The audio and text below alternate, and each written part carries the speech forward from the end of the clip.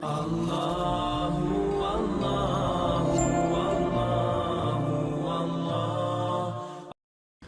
Banyak orang di antara kaum muslimin tidak menganggap bahwasanya mengingatkan orang dari kesalahan, kemungkaran, yaitu pelanggaran agama, bukan tanggung jawab dia atau bukan dosa bagi dia. Sehingga pada saat ada orang yang tidak sholat, dilihat depan matanya, ada orang yang berbuat zina, ada orang yang berbuat apa saja kemungkaran, dia menganggap itu adalah bukan urusan dia. Begitu pula pada saat seseorang melihat orang lain tidak mengerjakan kebaikan dan dia tahu itu adalah kebaikan, perintah dari Allah, apalagi kalau sifatnya wajib. Jadi terkadang ada kemungkaran itu yang sifatnya sendirian dia. Misal ada seseorang memberikan informasi kepada kita, kalau si fulan ini nggak sholat misalnya, lalu kita pergi meluruskan kesalahan dia, itu berarti cuma ingkar mungkar. Ada kejadian yang lain, mungkin kita hanya menyuruh kepada ma'ruf saja, menyuruh kepada kebaikan saja. Seperti misalnya saya lagi ceramah begini, ini cuman mengingatkan kalau pas ada satu perintah agama yang saya sampaikan, maka itu berarti menyeru kepada kebaikan. Tapi ada hal yang bersatu keduanya, dan yang cenderung kepada dosa besar adalah ketiga-tiganya tentunya. Yang bersatu misal ada orang yang tidak sholat, maka kita pungkirin, kenapa nggak sholat akhi, kenapa nggak sholat ukhti, itu namanya ingkar mungkar. Lalu kemudian kita ikutkan dengan perintah ma'ruf. Misal kita mengatakan sholat itu kan wajib, Allah yang wajibkan, berarti itu menyeru kepada kebaikan. Ini gabungan antara keduanya, gabungan antara keduanya. Jadi semua ketiga contoh tadi itu masuk dalam kriteria dosa besar yang kalau orang tidak melakukannya. Yang lebih fokus lagi kata ulama adalah masalah yang ketiga, yang digabungkan,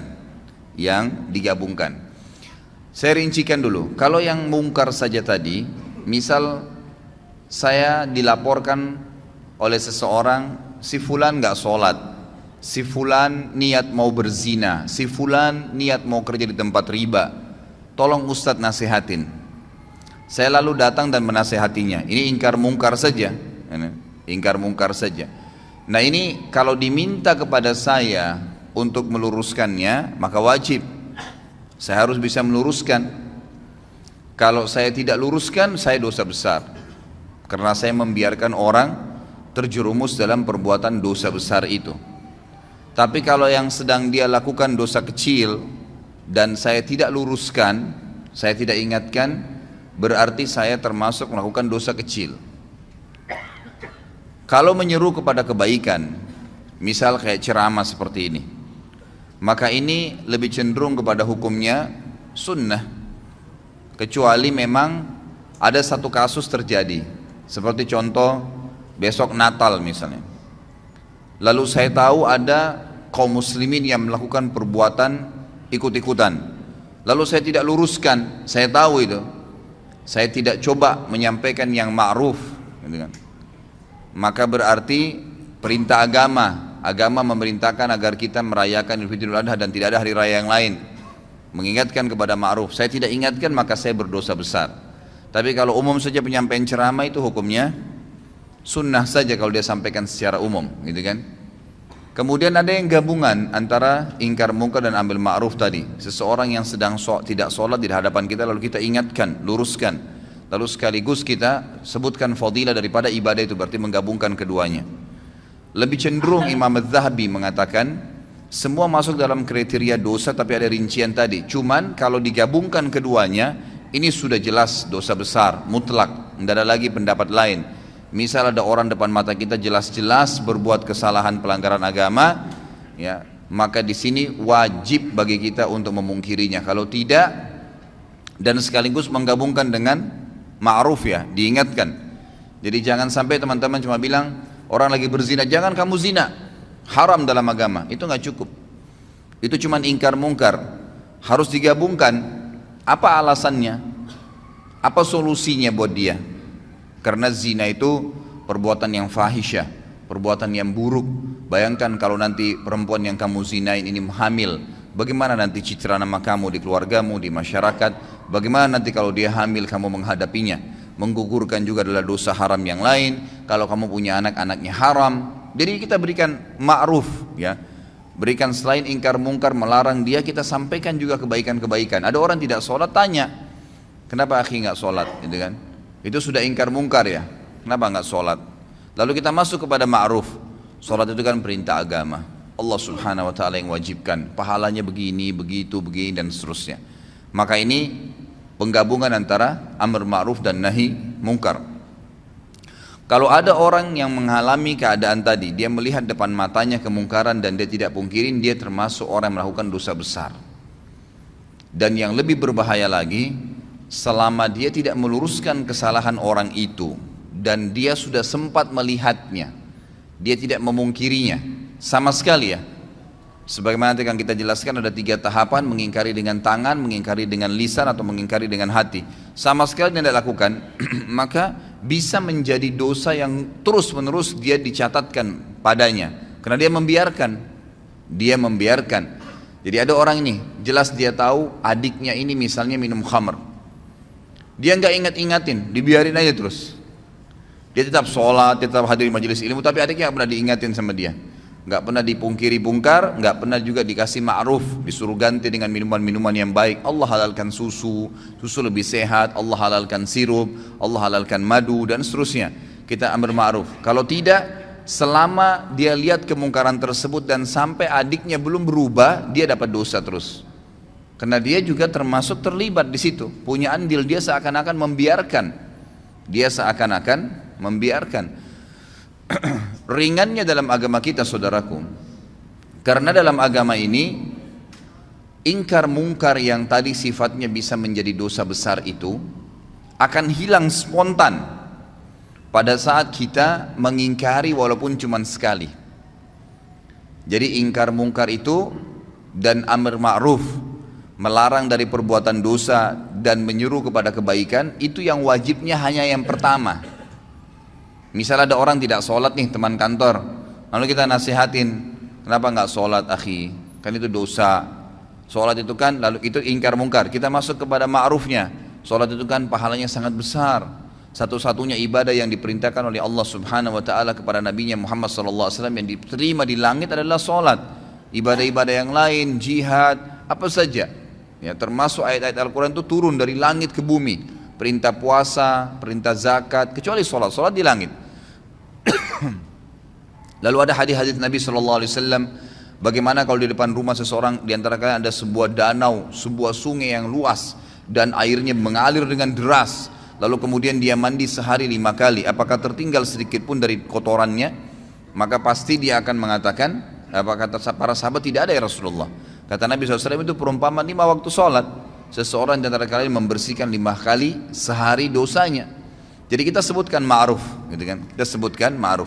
Kalau kita sudah sampaikan kepada dia sekali saja, suami sampaikan kepada istrinya untuk pakai jilbab misalnya, gitu kan? Atau orang tua nasihatin anaknya, teman nasihatin temannya, atas kesalahan dia ya, diingkar mungkar, ingat selalu berhubungan. Larang kemungkaran, ganti dengan ma'ruf, ya. Banyak orang tidak bisa meluruskan kesalahan orang lain karena dia cuma ingkar mungkar. Kamu nggak boleh begitu, selesai. Nggak cukup, harus diikuti dengan ma'ruf. Jelaskan kenapa dia tidak boleh, lalu berikan solusi. Zina pezina, berikan solusi pernikahan. Nggak usah pikir dia terima atau enggak, itu bukan urusan kita. Hidayah di tangan Allah subhanahu wa ta'ala, gitu kan? Ma'alaika illal balag. Allah SWT menyampaikan kepada Nabi SAW, tugasmu hanya menyampaikan saja. Tugasmu hanya menyampaikan. Jadi tidak ada tugas yang lain. Kita cuma sampaikan hidayah di tangan Allah Subhanahu wa taala. Kalau sekali saja, sekali lagi, Anda sudah ingkar mungkar dan amr ma'ruf, maka gugur hukuman dosa besar. Nggak ada lagi sudah. Jadi kalau sudah diingatin sekali, yang kedua, yang ke-100, yang ke-1000 itu sudah sunnah hukumnya. Sudah sunnah. Suami akan lepas dari tanggung jawab terhadap istrinya yang tidak mau pakai jilbab kalau dia sudah ingatkan jilbab itu haram kalau kamu memperlihatkan aurat kamu. Ingkar mungkar dan ambil ma'ruf.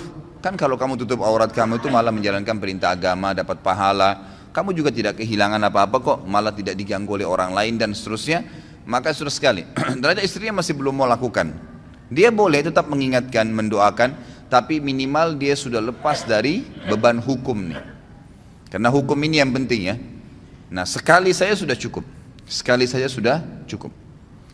Saya kasih contoh banyak sekali ikhwat dan akhwat sekalian kemungkaran. Semoga Allah hilangkan ya. Maksudnya ini bukan dihilangkan total memang. Mungkar itu tetap ada, tapi minimal Allah Subhanahu tutupin ya hal-hal yang besar. Karena di Indonesia ini sangat luar biasa. Saya tidak bisa habis fikir terus terang, saya lihat pelang begitu besar di pinggir jalan, biskuit harus memperlihatkan perempuan yang dadanya terbuka. Apa hubungannya? Apa hubungannya antara biskuit itu dengan perempuan yang memakan itu dengan kelihatan semua badannya? Tidak ada sama sekali, hubungannya tidak ada. Jadi orang sebenarnya lebih melihat kepada artis yang sedang ada di pelang itu. Tapi yang berbahaya adalah kita ini lewat di pelang itu. Berapa banyak pelang yang kita lewatin penuh dengan iklan sampo perempuan tidak pakai jilbab, iklan biskuit tadi yang ini. Belum sekarang karena dibiarkan makin jadi. Saya kaget melihat ada di salah satu jalan, poros jalan besarnya luar biasa iklan itu, iklan celana dalam laki-laki. Dan laki-laki itu betul-betul dikasih gambar hanya pakai celana dalam. Ini luar biasa ini. Ya, semoga Allah berikan hidayah ya. Ini negara kita berbahaya sekali kalau kita biarkan terus begini ya. Jadi ini tidak boleh. Ya, harus ada batasan gitu kan. Mungkin seorang laki-laki ini pun kalau ya seorang laki-laki tampil dan memang di sebelahnya ada dus celana dalamnya, orang sudah paham. Oh ya, ini sudah ada. Jadi kalau misalnya diberikan iklan sesuatu, itu pun kalau digambar yang terpapar itu kan secara syar'i memang tidak boleh ya. Nah, tidak boleh memang. Kalaupun orang mau lihat yang paling kecilnya, mungkin seorang laki-laki di sebelahnya ada dus celana dalam, mungkin gitu kan. Tapi kalau ditampilkan tanpa baju, tanpa celana panjang, cuma celana dalam lalu besar pelangnya, setiap perempuan yang lewat situ melihatnya, setiap laki-laki yang lewat melihatnya, itu kan itu mungkar. Maka wajib Anda pungkirin ya, wajib dipungkirin, tidak boleh dibiarin. Kalau dibiarin dosa besar tuh. Dan kalau kita tidak pungkirin, lihat konsekuensinya, selama pelang itu ada kita dapat dosanya, karena semua orang yang lewat wajib pungkir. Tapi kelebihannya kalau kita sudah pungkirin sekali saja, maka sudah gugur kewajiban, walaupun itu pelang masih ada gitu kan. Tinggal sekarang tata cara ingkar mungkar itu seperti apa. Imam Az-Zahabi mengangkat hadis yang sudah masyhur ya, hadis riwayat Imam Muslim, di mana Nabi SAW bersabda, man ra'a minkum munkaran falyughayyirhu biyadihi, fa in lam yastati' fa bilisani, fa in lam yastati' fa biqalbi, wa dzalika adhaful iman. Barang siapa di antara kalian melihat suatu kemungkaran, pelanggaran-pelanggaran agama, maka hendaklah ia segera mencegahnya dengan tangannya. Tangan ini kata para ulama adalah kemampuannya, power yang dia milikin. Misal orang tua kepada anaknya, dia punya wewenang, anaknya lagi mabuk diambil minuman kerasnya misalnya, atau dia tidak memberikan kebutuhannya kalau anaknya masih suka jalan dengan teman-temannya yang nakal-nakal, ditahan sama dia fasilitas, nggak boleh tinggal di rumah kalau emang tidak mau sholat misalnya. Ya memang itu kewajiban dia, dia boleh, dia punya hak untuk itu. Atau atasan kepada bawahannya, kerja di sini wajib pakai jilbab, kerja di sini wajib sholat 5 waktu, yang tidak mau keluar. Sayangnya banyak orang-orang muslim ini, pengusaha-pengusaha yang paling diprioritaskan itu adalah kamu harus datang on time ya. Itu apa-apa, nggak masalah. Jam 7 pagi kamu harus hadir di sini, kalau lewat berapa menit saya potong gaji kamu. Kamu harus keluar jam begini, kamu harus pakai baju yang seperti ini. Dia peduli tentang urusan dunia, tapi masalahnya dia tidak peduli dengan urusan akhirat pegawainya. Dia tidak marah sama pegawainya kalau azan nggak sholat. Bahkan kadang-kadang lebih didahulukan untuk urusan dunia. Mungkin saya pernah sampaikan, saya wajibkan pegawai saya di toko sama restoran saya di Kalibata itu wajib untuk berhenti, nggak boleh. Yang tidak mau ikutin terlambat sholat saya berhentikan, nggak bisa. Saya tidak butuh duit, saya bilang. 10 menit sebelum azan berhentikan orderan, nggak boleh, gitu kan. Sampai ada teman saya akhirnya ketemu dari Saudi, dia bilang saya pas masuk di restoran antum, saya belum tahu kalau itu restoran antum deh. Pas saya duduk, gitu kan, Langsung dibilang maaf, orderan sekarang nggak bisa lagi, 10 menit lagi azan. Dia bilang ini saya baru temukan dari restoran begini di Indonesia ini. Ya, belum pernah ada yang larang kita mau pesan makanan 10 menit mau azan katanya. Terus kemudian saya bilang kayaknya pemilik restorannya berarti tahu agama nih. Beberapa waktu kemudian dia ketemu sama saya ngobrol-ngobrol baru dia tahu waktu restoran saya. Dia bilang oh pantas dulu waktu saya mau makan nggak boleh sholat, nggak boleh makan kecuali sudah sholat gitu.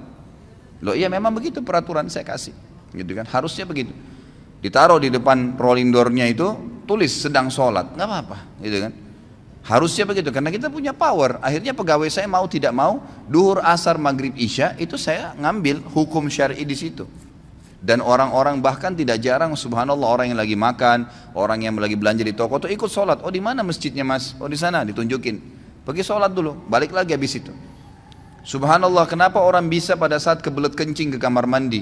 Kenapa pada saat azan gak bisa ke masjid? Nggak ketemu alasannya gitu. Kalau alasannya hanya karena mau jual produk, ikhwas sekalian, berapa banyak produk yang antum jual jedah sholat itu, dan berapa banyak kerugian pahala yang antum kehilangkan karena tidak sholat awal waktu. Orang kalau meninggal, ikhwas sekalian, ini antum camkan baik-baik kata-katanya. Kalau kita meninggal, tidak ada keinginan sedikit pun untuk kembali ke mobil mewah kita. Tidak ada keinginan sedikit pun untuk kembali kepada istri yang cantik atau suami yang gagah. Tidak ada keinginan lagi untuk kembali melihat anak-anak. Nggak ada keinginan lagi untuk menikmati ranjang yang mewah. Nggak ada keinginan lagi menikmati rumah yang bagus. Nggak ada lagi. Semua orang yang meninggal, apa kata Allah SWT? Ya, orang-orang itu akan mengatakan, Rabbirji'un, ya Allah kembalikan saya, la'alli a'malu salihan fima tarakt. Siapa tahu saya bisa, kalau saya bisa kembali lagi ke dunia, ya, saya akan kembali dan saya akan beramal soleh. Mau berharap kembali sekali saja sholat awal waktu, mau kembali sekali saja sujud, mau kembali baca 5-6 ayat Al-Quran, mau kembali selesaikan zikir pagi sore, mau kembali amal-amal soleh. Enggak lagi antum pikirin tuh kantor kita, ya, baju, mobil. Orang kalau sudah mati nggak ada pikir itu. Mau kembali dunia karena mau mengejar amal solehnya. Sayangnya kita subhanallah lebih dahulukan kamar mandi karena ada hajat duniawi daripada kita harus berwudu dan pergi sholat ke masjid, gitu kan. Padahal berapa menit yang diambil, ya, berapa menit nggak ada sama sekali, ya, yang diambil waktu di situ. Jadi harus mengingkari dengan tangannya. Kalau tidak bisa kata Nabi SAW maka dengan lisannya, nasihatin, ikhwah biasakan keluar mulut.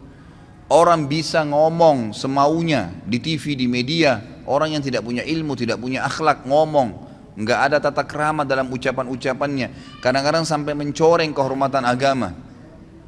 Ngomong semaunya. Kenapa anda ini atau antum ini yang sudah faham agama tidak bicara kebaikan? Syaitan kadang-kadang membuat kita ragu untuk menyampaikan. Sampaikan saudaraku. Saf miring, maaf miring pak, safnya luruskan. Selesai kalimat. Nggak ada orang tiba-tiba tonjok kita gara-gara ngomong gitu. Orang tidak normal itu. Apalagi kalau sudah masuk masjid mau sholat, insya Allah pasti dia bergerak kok, gitu kan. Kalau dia sudah ingatkan sekali, tetap aja nggak mau, dia seakan-akan tidak mau dengar, sudah. Tapi kita sudah lepas dari tanggung jawab hari kiamat, harus itu ya. Dalam sebuah hadis yang sahih riwayat Imam Ahmad kata Nabi SAW, siapa yang lihat kemungkaran pada seseorang dan dia tidak memungkirinya secara sengaja nih, betul-betul dia tahu di depan matanya. Jadi bukan misal ada orang berbuat mungkar di layar TV, kita nggak mungkin pungkirin kan. Maksudnya tidak mungkin pungkirin dengan tangan ya, bisa dengan hati mendoakan. Tapi di sini kalau ada orang yang lihat depan matanya, dia tidak pungkirin dengan tangannya, dia tidak pungkiri dengan lisannya, maka ini berbahaya sekali. Selama itu ada maka akan menjadi dosa, selama dia lakukan akan menjadi dosa buat dia. Tapi dia kalau pungkirin sekali lepas dari beban hukum. Tapi hadis ini sangat tegas nih. Siapa yang lihat kemungkaran pada diri seseorang lalu dia tidak pungkirin dengan tangannya kah, dengan lisannya kah, atau nanti saya jelaskan dengan hati yang selemah-lemah iman di situ, maka orang yang berbuat mungkar itu akan datang hari kiamat di depannya Allah, lalu mencekik leher orang yang melihatnya berbuat mungkar dan berkata, ya Allah, orang ini lihat saya buat mungkar dan dia tidak ingatkan, maka hukumlah dia. Bayangin tuh. Jadi kita nggak boleh masuk surga sendirian. Ingatkan orang saudaraku, lisan itu ucapkan kalimat yang baik.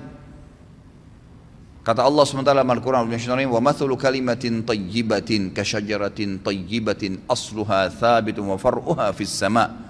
Perumpamaan kalimat yang baik tuh, nasihat, zikir, ayat Al-Quran, seperti sebuah pohon yang ditancap ke dalam bumi lalu tumbuh dengan sangat kuat dan kokoh sampai menjulang ke langit, gitu kan. Jadi tu'ti ukulaha kulla hinin biidni rabbiha. Selalu saja pohon itu bermanfaat, buahnya kah, daunnya kah, naungannya kah, orang bernaung di bawahnya akan bermanfaat.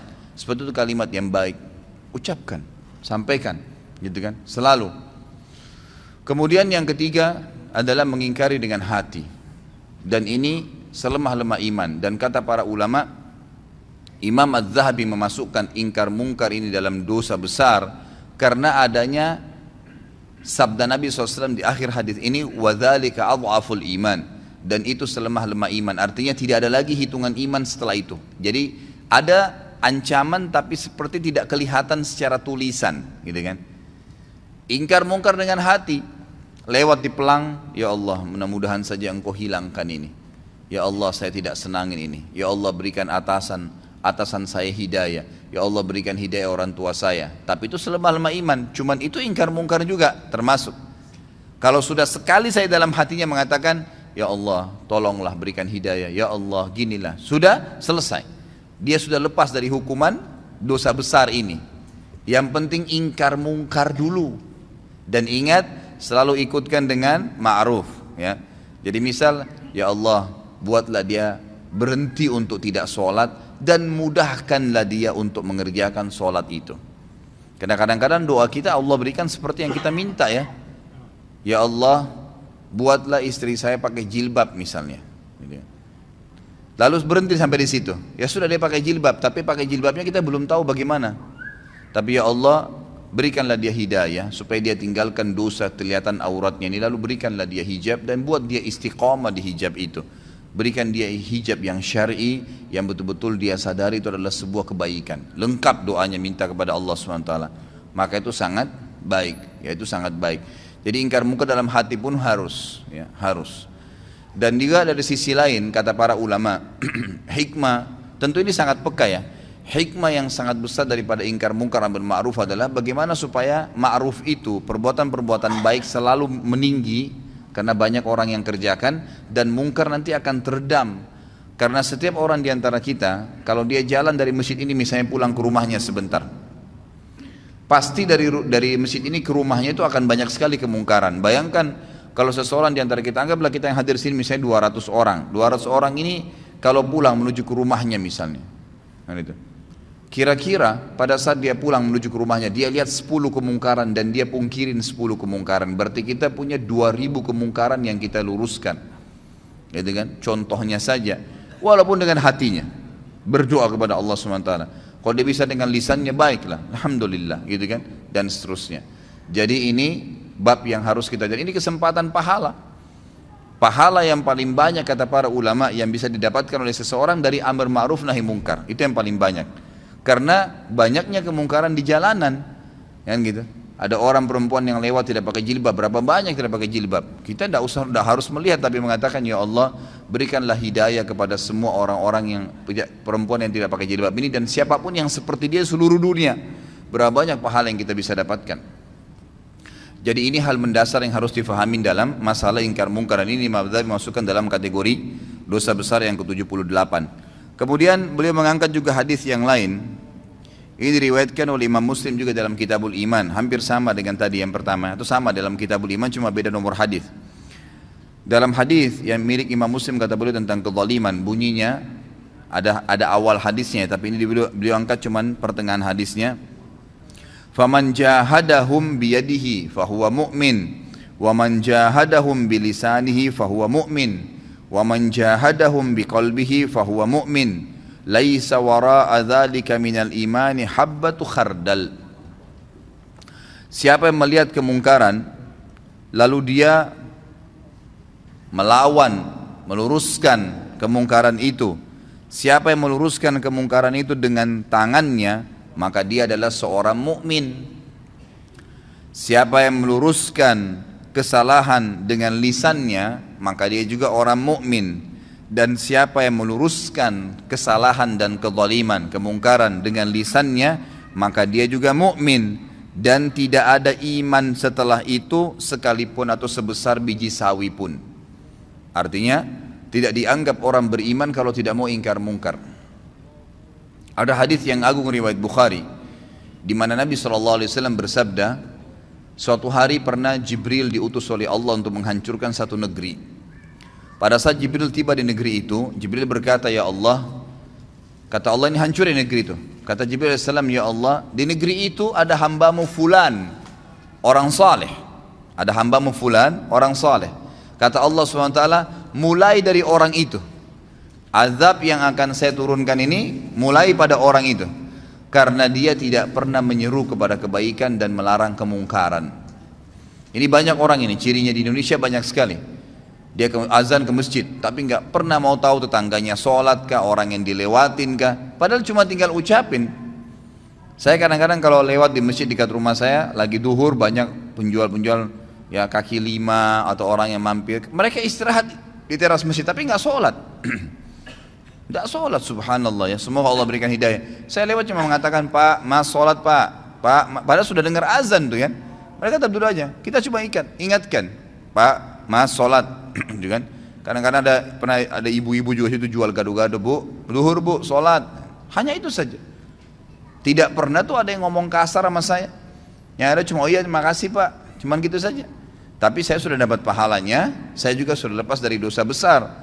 Dan lepas daripada ancaman tadi, orang yang berbuat kemungkaran yang tidak dipungkirin akan mencekik leher orang yang melihatnya kalau tidak mengingatkan pada hari kiamat, nuntut sama Allah di mahkamah Allah agar orang ini dihukum. Ya, orang yang dia berbuat kemungkaran ya. Makanya di sini harus kita biasakan diri kita, ikhwas sekalian. Yakinlah bahwasanya agama ini adalah agama yang lurus, agama yang benar, agama yang paling diterima di sisi Allah Subhanahu wa taala. Maka kita harus bangga dalam menjalankan agama ini. Banyak orang tidak mau amar ma'ruf nahi mungkar, tidak mau menyuruh kepada kebaikan-kebaikan agama yang tidak mau melarang dari kemungkaran. Itu karena alasan mungkin dia masih belum yakin tentang kebenaran agama. Kalau dia yakin, kenapa harus ragu? Kenapa harus ragu? Akhwat kita di belakang sana, kenapa ragu? Ukhti pada saat ketemu dengan seorang muslimah tidak pakai jilbab, tanya dia, kenapa enggak beli buku? Buku sering saya bawain, buku-buku ada dulu, saudariku apa yang menghalangi untuk berhijab, harganya mungkin cuma 10 ribu, 12 ribu rupiah. Beli 10 biji, 100 biji, sedekahkan, setiap ketemu orang, bagi, gitu kan, kasih. Itu nanti yang kita harapkan dan kita bersyukur pada Allah pada saat meninggal, berharap bisa mengulangi perbuatan-perbuatan itu.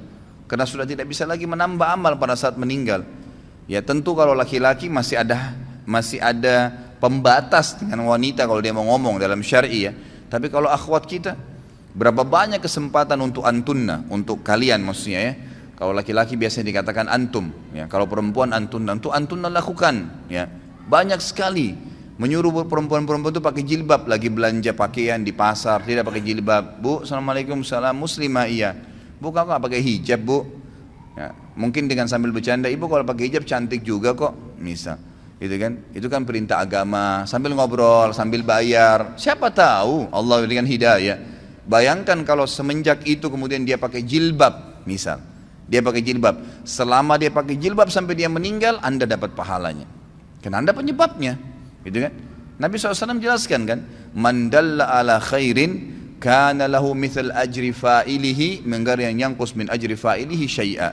Siapa yang menyuruh kepada kebaikan, maka dia akan dapat pahala pelaku kebaikan itu tanpa dikurangin sedikit pun dari pahala pelaku kebaikan itu. Misal saya suruh orang pakai jilbab tadi, kemudian dengan dia pakai jilbab dia dapat 1000 pahala. Maka Allah memberikan saya bonus karena saya menyuruh dia, maka saya akan dapat pahala 1000 seperti dia tanpa mengurangi pahalanya. Itu luar biasa.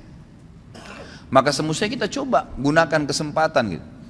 Saya masih ingat terus ya, terngiang-ngiang teman dekat saya Ali Arimi di Mekah, semoga Allah jaga beliau. Subhanallah sudah berapa tahun putus hubungan, sekarang baru masuk ke WhatsApp saya kemarin. Saya ingat betul dia sama istrinya di Indonesia, waktu masih tugas ngajar dosen di Indonesia 4 tahun, dia sahabat dekat saya.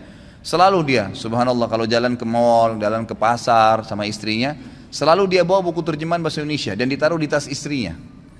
Kalau ada pegawai perempuan, apa saja, aksesoris, jual di restoran, apa segala, ditanya, dia suruh istrinya tanya, muslimah bukan muslimah, kenapa nggak pakai hijab, gitu kan? Kadang-kadang cuma dijawab dengan senyum, kadang-kadang oh iya, ya. Kalau cuma ditanya kenapa tidak pakai hijab, pakai ingkar mungkar ya, harus ikutin dengan ma'ruf, begini langsung, ya, langsung dijawab, langsung diberikan gambaran kenapa nggak pakai hijab. Hijab itu perintah agama loh. Nah, jadi ada ma'rufnya. Ada yang memotivasi dia, jangan di-cut di situ saja. Kenapa nggak pakai jilbab? Dianggap dia dihardik. Tapi kalau kita masuk ke amar ma'ruf, dia merasa dididik, gitu kan? Dengan cara apa? Kita mengatakan pakai hijab itu adalah perintah agama. Bayangkan kalau setiap orang melihat Anda, yang itu. Dari sini saya tempat kerja, pulang ke rumah, 10 orang yang dilewatin. Mungkin ada tukang becak, tukang gerobak, supir taksi, siapa sajalah orang yang lihat, setiap laki-laki lihat dapat dosa. Ngapain panen dosa itu untuk apa? Misal kita sampaikan, subhanallah, mungkin dia dapat pahala gitu kan. Saya pernah amalkan, saya akhirnya semenjak itu ya, semoga Allah berikan beliau pahala. Saya coba kemanapun saya pergi, saya coba bawa buku-buku. Saya coba bawa buku-buku. Kadang-kadang saya mampir di pinggir jalan penjual buah. Kalau ibu-ibu yang jual saya tanya, muslimah? Iya. Kadang-kadang cuma pakai topi di kepalanya dianggap sudah hijab tuh. Coba kita ingatkan, Bu, pakai jilbab itu dalam Islam wajib, Bu. Itu kan diperintahkan oleh agama dan leher itu termasuk aurat, gitu ya. Ada buku, ini ada buku mungkin ibu bisa baca. Ada penjual nasi padang di dekat rumah saya. Pas saya masuk, ini suaminya masya Allah suka hadir di masjid sama saya gitu, dekat rumah. Begitu saya masuk ke rumah makannya ada lukisan wanita Bali besar, mungkin hampir setinggi dari lantai ke temboknya dia, mungkin 3 meteran lukisan itu. Begitu saya masuk, saya lihat ini orang Padang biasanya Muslim gitu kan. Kemudian saya ngobrol sama suaminya, Assalamualaikum Pak, Waalaikumsalam gini. Sudah berapa lama di sini? Saya bicara dulu secara umum karena lagi nunggu dibungkusin makanan gitu. Oh, saya sudah 2 tahun di sini gini. Oh, saya belum pernah lihat, ngobrol-ngobrol lah. Akhirnya sudah, saya bilang saya tinggal di sini, dekat sini, alamat sini dan seterusnya. Selesai, pada saat saya mau bayar, saya bilang Bapak Ibu saya punya masukan bisa nggak? Oh iya silahkan. Kalau setahu saya dalam agama lukisan seperti ini tidak boleh. Ini kan lukisan, foto aja kalau dipajang itu masih tetap membuat malaikat tidak masuk. Apalagi kalau lukisan, gitu kan? Oh yang ini Pak Ustadz? Iya, yang ini. Oh ini kebetulan dikasih sama teman. Nah, iya, saya mungkin tahu, baik itu dikasih ataupun dibeli, tugas saya mengingatkan dalam agama karena memang ini nggak boleh. Subhanallah, mungkin syaitan akan mengatakan kepada kita, siapa tahu dia marah. Sempat terlintas tuh di hati saya, terlintas sejenak, gitu kan? Nanti dia tersinggung, nanti dia marah. Tapi saya selalu melawannya. A'udzubillahi minasyaitonirrajim. Saya luruskan. Subhanallah, dengan sedikit saya nasihatin, dan kebetulan waktu itu saya memang lagi bawa mobil, saya turunkan dari mobil buku. Di antara buku yang saya pernah, ini juga buku sekalian memang, saya sudah pernah janjikan saya bawa, ini bukunya sudah saya bawa, ada rumah yang tidak dimasukin oleh malaikat. Ini ada mungkin, kalau tidak salah berapa ya, ada 30 atau sekian rumah, contoh-contoh rumah yang tidak dimasukin oleh malaikat. Ada, dia pakai F ya. Saya kurang tahu nih jumlahnya, tapi yang jelas ada banyak sekali buku-buku rumah-rumah yang tidak dimasuki malaikat. Rumah orang yang memutus silaturahim, rumah orang yang mendurhaka orang tua, rumah orang yang memakan harta anak yatim, rumah yang memakan harta riba, rumah yang di dalamnya terdapat anjing, rumah yang ditempati oleh syaitan karena tidak ada zikrullah, tidak ada membaca Al-Quran di dalamnya, rumah yang penghuninya terbiasa mencaci maki, baik itu sahabat, orang-orang soleh, orang yang sudah meninggal, rumah ya, yang di dalamnya tergantung gambar dan patung. Nah ini yang disebutkan oleh beliau di sini di halaman 100. Lalu beliau sebutkan sebab pengharaman gambar, gambar lukisan tangan, hukuman dan azab bagi orang yang membuat gambar, dan juga hukuman bagi orang yang sengaja memajangnya. Saya kasih buku ini pada saat itu. Ini ada buku mungkin bisa dibaca. Subhanallah, besok saya datang dan sampai hari ini saya masuk ke rumahnya itu nggak pernah lagi ada gambar itu. Kadang-kadang waktu saya mampir saya bercanda, udah nggak ada gambarnya Pak. Iya Pak Ustadz sudah, alhamdulillah. Ya kami juga baru tahu kemarin. Malah sebenarnya mereka tambah dekat dengan saya itu Pak, dengan ingkar munkar dan amar ma'ruf tadi. Yang awalnya syaitan kadang-kadang buat kita ragu, ya, buat ragu. Itu kesempatan, peluang besar untuk mendapatkan pahala. Ingkar mungkar, ingatkan. Karena kalau tidak malah berbahaya, sebagaimana tadi saya jelaskan ya. Nabi Muhammad SAW dan para sahabat paling gemar dengan amar ma'ruf dan nahi mungkar. Bahkan kita tahu kisahnya Abdullah bin Umar dan Abu Hurairah radhiyallahu anhum. Abdullah bin Umar dan Abu Hurairah radhiyallahu anhum ini kalau mau sholat, ya, mau sholat, mereka sudah tahu misal waktu sholat subuh, duhur, asar, maghrib, isya, jamnya atau saatnya kayak kita sekarang pakai jam ya. Itu mereka berdua ini selalu keluar sebelum waktu. Selalu keluar sebelum waktu. Dan selalu setiap kali itu keliling ke rumah kerabatnya, tetangganya dipanggilin. Ayo sebentar lagi sholat, ayo sebentar lagi sholat. Ada yang diketuk pintu rumahnya, ayo sebentar lagi sholat. Terus begitu. Setiap mau sholat 5 waktu ini 2 orang ini selalu begitu. Terkenal di kalangan sahabat. Jadi sering kali mereka mutar jauh sekalian sampai ke masjid sudah azan. Ini mereka sudah amar ma'ruf sekaligus ingkar mungkar gitu. Pahalanya banyak. Barangkan berapa banyak orang yang mendapatkan atau kita dapatkan pahalanya hanya karena dia mendapatkan hidayah. Yang mendapatkan hidayah. Ini penting sekali. Sekarang banyak sekali wasilah ya, banyak sekali cara untuk menyampaikan yang ma'ruf dan melarang kemungkaran. Kalau sekarang mungkin dari BlackBerry sudah ada, di WhatsApp sudah ada, dan salah satunya sudah saya bahasakan kan. Ya, bisa diambil, tinggal buka YouTube, ambil ceramah saya, tinggal dipencet ada titik 3 di sebelahnya gambar ceramah saya itu ada bagikan, tinggal ambil share, bagi kepada teman-teman. Gratis, yang ngomong saya 2 jam, Anda cuma tinggal pindahin, pahalanya sama ya. Apa susahnya? Daripada kirim gambar yang gak benar gitu kan? Gak ada manfaatnya,